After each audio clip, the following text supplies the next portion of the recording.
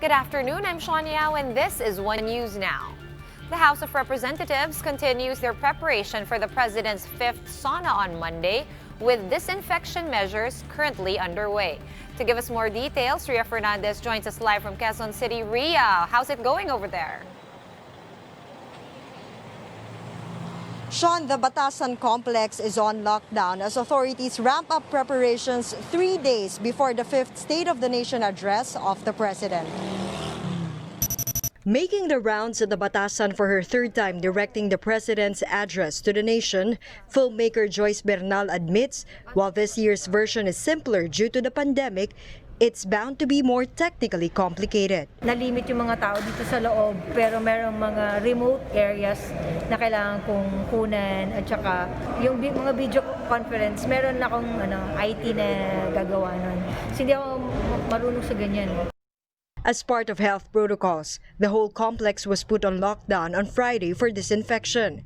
A misting facility for entering vehicles was installed in each gate. Of the more or less 50 attendees, half will come from the lower house, 22 lawmakers and 3 House officials. They will undergo swab testing on Sunday and rapid testing on Monday. Should health issues arise, Malacanang has been set as the President's alternate venue. Under the 18th Congress, 5 of the President's legislative priorities laid out in the 2019 SONA were enacted into law, including the postponement of the barangay and SK elections and a salary hike for teachers and nurses. Others remain pending at the Senate, such as the creation of the Department of Overseas Filipinos. While the 2020 budget was swiftly approved, a big chunk was realigned for COVID funds under the Bayanihan Law. 2 stimulus packages were also passed, the Arise and Cures Bill. But the most controversial measures would have to be the denial of ABS-CBN's franchise renewal and the passage of the Anti-Terror Bill. I think it's a high for Congress to be able to stand up against very powerful businessmen in the country, but it's a law na maraming mawawalan ng trabaho. House Speaker Alan Peter Cayetano is supposed to turn over the leadership to Marinduque Representative Lord Alan Velasco this year, based on their term-sharing agreement, but until then, I'll still focus on 2 things. Paano i-address yung immediate impact ng COVID? And number 2, how do we move forward? Sean, SONA protests are now prohibited in the Commission on Human Rights along Commonwealth, but rallyists are given an option to hold their pickets inside the University of the Philippines, still here in Quezon City. But authorities are encouraging them to just stay at home in order to help curb the spread of the virus. Sean? All right, thank you very much for that update from the Batasan. That was Ria Fernandez joining us live from Quezon City. And what if some of the invited guests for the President's fifth SONA test positive for COVID-19? Communications Secretary Martin Andanar says the President's speech will push through, but in a different venue. In an interview with Radyo 5, Andanar said the chief executive will deliver his SONA from Malacanang if some of the guests in the Batasan test positive on the same day of swabbing on Monday. The second option is sa Malacanang gawin. Ito po ay kapag tumaas yung bilang ng COVID-19 at kung merong mga nagpositibo dun sa mga isa-swab na congressman or senators. Andanar said they will have separate viewing for invited local government officials through a teleconferencing app. Regarding Duterte's speech, Andanar said the president will be focusing on discussions made during the pre-SONA fora of various clusters. Hindi ko pa rin po nababasa ang speech ni Presidente. And number 2, we don't preempt the president also. Pero what I can tell you is the past 3 weeks, nagkaroon po tayo ng pre-State of the Nation address kung saan kausap natin ang ating mga cabinet clusters on peace, justice, security, economic clusters. At nalaman po natin na from the economic cluster na talagang tinututukan ito kung paano bumangon ang ating ekonomiya. And in a complete reversal of what was earlier agreed upon, SONA-day protests will no longer be allowed along Commonwealth Avenue on Monday. This comes after the Interior Department issued a new order just 3 days before the President's address. Justine Punsalang with the details.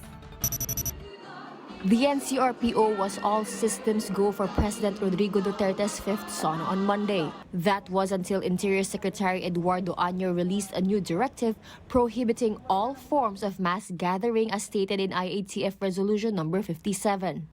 Mass gathering, such as but not limited to the movie screenings, sporting events, and other entertainment activities, community assemblies, and non-essential workers' gatherings are prohibited. No exceptions will be made, said Sinas, and that violators will be arrested. Militant group leaders did not welcome this new development. Tila isang diktador nag-impose si Secretary Anyo, no, sa mga mamamayan. Bakit ipagkakait ang kalayaang mamamayan? Under the NCRPO's original plan, some 5,000 protesters will be allowed to gather along a 2-kilometer stretch near the Commission on Human Rights office in Commonwealth. Markers were supposed to be used to ensure social distancing during the protest program, which was agreed upon to run from 10 in the morning until 12 noon. But with the new order from the DILG, protests can now only be done within the University of the Philippines campus. Doon sa UP, kasi sa UP may sarili naman silang set up doon, we'll just be negotiating sa administration doon.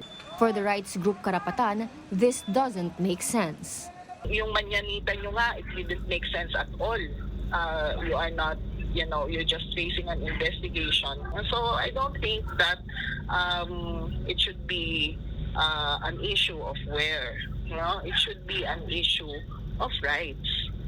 Because of the DILG's order, the Quezon City government also stopped processing applications of protest permits. Those deemed issued because no action was taken after 2 days following the date of application were likewise revoked. Despite the limitations, militant groups will still push through with the Sonagkaisa protest on Monday. They are now in talks amongst themselves on where their program will be held. 5,000 uniformed personnel from the PNP, BJMP, BFP, and JTF-NCR will still be deployed near the House of Representatives. Additional 1,100 will come from the MMDA, not to mention the augmentation that will come from the local government of Quezon City. For News 5, Justine Punsalang, we are One News. More petitions challenging the anti-terror law have been filed before the Supreme Court today. Various church leaders led the filing of the 18th petition against the Anti-Terror Act, which they say is too vague and broad that it can be possibly used to curtail basic rights. Itong particular na batas na ito, may mga provisyon na nakakatakot o nagbibigay ng pangamba sa mamamayan. Una lang dyan, na in mere suspicion pwede kang hulihin kahit wala pang naihayag na ebidensya. Suspitsa pa lang. At pwede kang ikulong ng 24 days na walang kaso. So napakadelikado po. Women's rights group Gabriela filed their own petition against the controversial statute. The group says the anti-terror law may render their nearly 4 decades of advocating for women's and marginalized sectors' rights as acts of terrorism. Nire-red tag yung aming organisasyon at parang nire-render na akto lang ng terorismo yung lahat ng ginawang paglilingkod sa kababaihan at mamamayan ng Gabriela. We're going to pause for a quick break, but One News Now will be right back right after that. Stay tuned.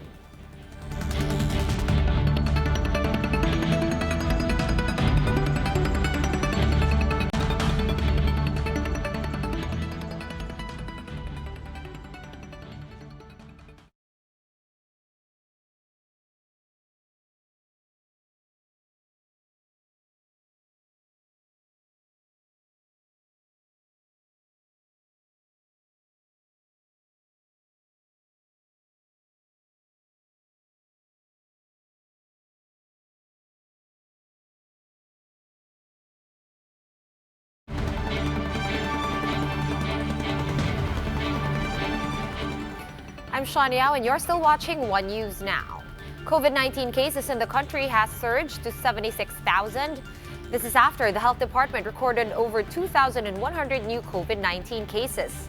The DOH notes that 49 duplicates were removed from the total case count, which is now at over 76,400. close to 50,000 of which are active cases. 50 new deaths were also reported today, bringing the death toll to over 1,870.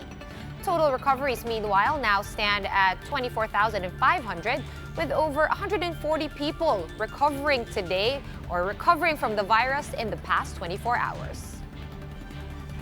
And amid the clampdown on quarantine violators, an SWS survey shows a huge majority of Filipinos actually practice health measures against COVID-19.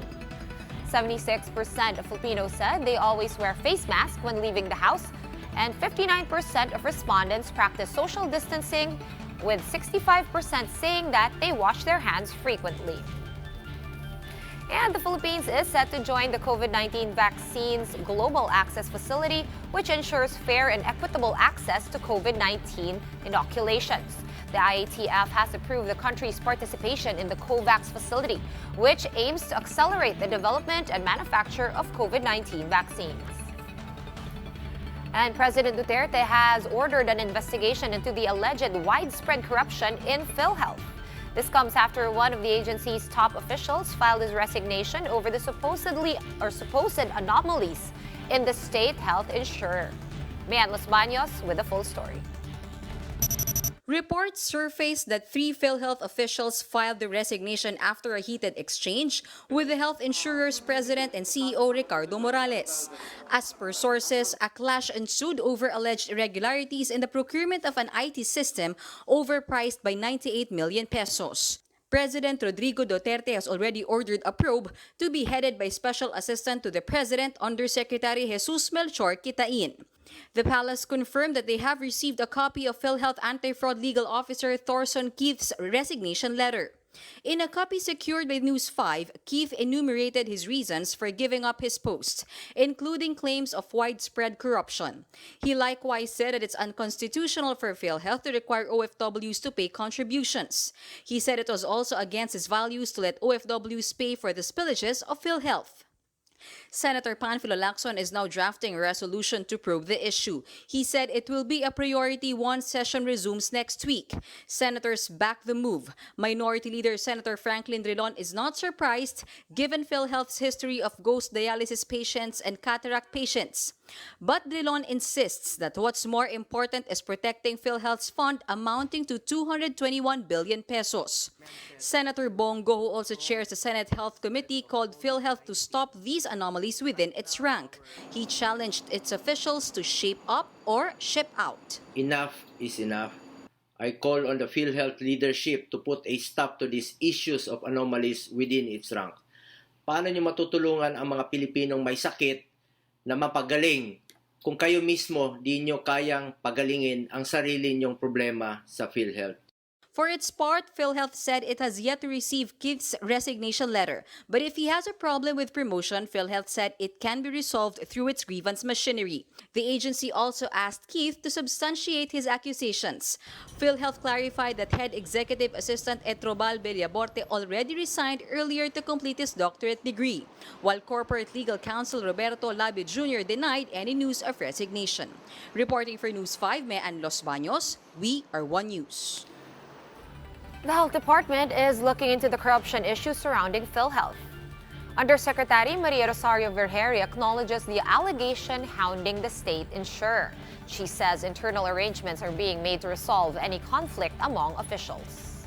Sabi na mayroon mga allegations tungkol dito. Pagka ganito naman ang Secretary of Health being the chair of the board, he sits down with the officials para maiayos niya kung ano man yung mga issues among them. And the Interior Department filed administrative charges against 3 local government officials due to quarantine violations. And these include the mayor and 1 councilor of Santo Tomas, Pangasinan for holding a birthday party back in May. DILG Secretary Ed Año says this violates policies on curfew and mass gatherings. The mayor of Buluan, Maguindanao, was likewise slapped with charges before the ombudsman after allegedly failing to stop at least 2 instances of mass gatherings. For more updates, follow News 5, The Philippine Star, and Business World online. Visit our website, onenews.ph, for more in-depth analysis. You can also catch One News on the Signal Play app. Register for a free account at www.signalplay.com and stream One News live anytime, anywhere. I'm Sean Yao. We are One News.